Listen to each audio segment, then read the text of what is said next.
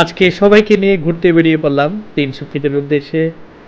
এবং আজকে আমাদের প্ল্যানটা ছিল এরকম যে সবাই মিলে একটা সুন্দর কোনো জায়গায় বসবো, মজা করে দুপুরের খাবারটা খাবো, অনেকটা পিকনিক বা অনেকটা ক্যাম্পিংয়ের মতো। তো সেই উদ্দেশ্যে আমরা সবাই মিলে 300 ফিটের যেখানে হর্স রাইডিং যে ক্লাবটা আছে ওটা ঠিক পাশেই, নীলা মার্কেটের অপোজিট সাইডে যে লেকের পাশে মানে বটতলা ঠিক অপোজিট সাইডে একটা সুন্দর নিরিবিলি ক্রিকেট গ্রাউন্ডের ঠিক পেছনেই নিরিবিলি একটা সুন্দর জায়গায় আমরা আমাদের আজকে ক্যাম্পিংয়ের জায়গাটা বেছে নিয়েছি। এখানে আমরা আসবো। তো আজকের ওয়েদারটা বাসা থেকে বেরোনোর পরে দেখি যে একটা বৃষ্টি বৃষ্টি ঝড় ভাব। তো এখানে আসার একটু পরে বৃষ্টি শুরু হয়ে গেল। তো আমরা তাঁবু নিয়ে আসছিলাম, এটার সেট করতে পারি নাই। তারপরে হলো আমরা ম্যাট আরও অন্য যা কিছু নিয়ে আসছিলাম ভাত খাওয়ার জন্য। তো ওইভাবে আর বাইরে বসতে পারিনি। পাশে একটা টং দোকান ছিল, যেহেতু বৃষ্টি শুরু হয়ে গেছিলো তাই টং টং দোকানের চালের নিচে আমরা বসে পড়লাম ভাত খাওয়ার নিয়ে। তো ভাত খাওয়ার পরেই সুন্দর একটা বৃষ্টি শুরু হয়ে গেল। তো ওই অনেক দিন পরে টিনের চালের নিচে বসে বৃষ্টির শব্দ উপভোগ করলাম, ভালোই লাগলো।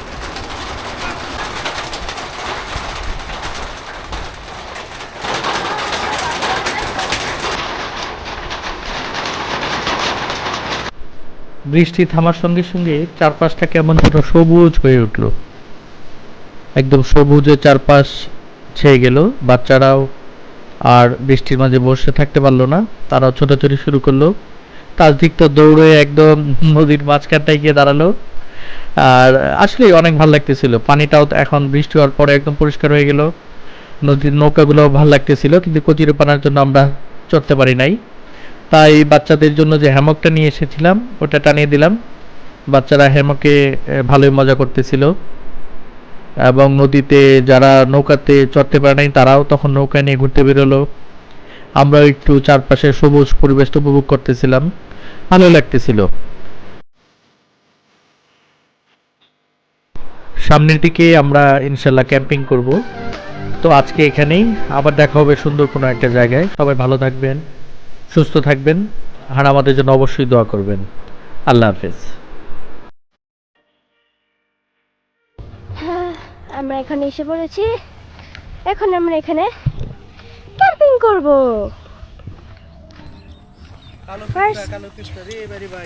আমরা এখানে পাটি বিছাই নিলাম,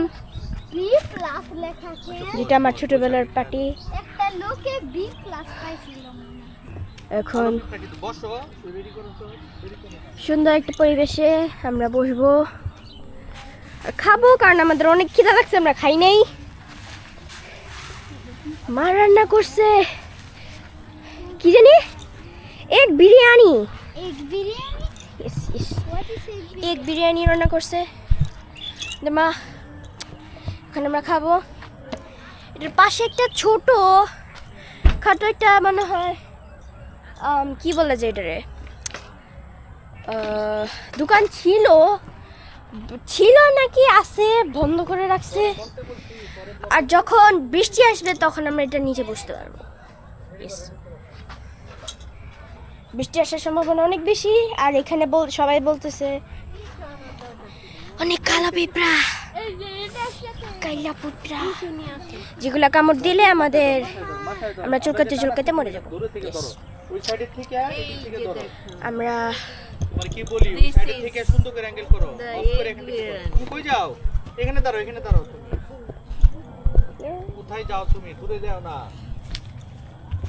আর এখানে হ্যামকটা আনাইতেছে, আমরা শুয়ে থাকবো।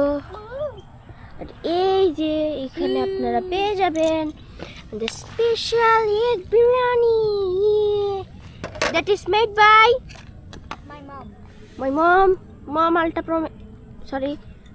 Radhuni. So this is food, egg, various egg, and this is the hammock. We will sleep in here like that, yeah. And there is the river. এটার নাম কি জানি।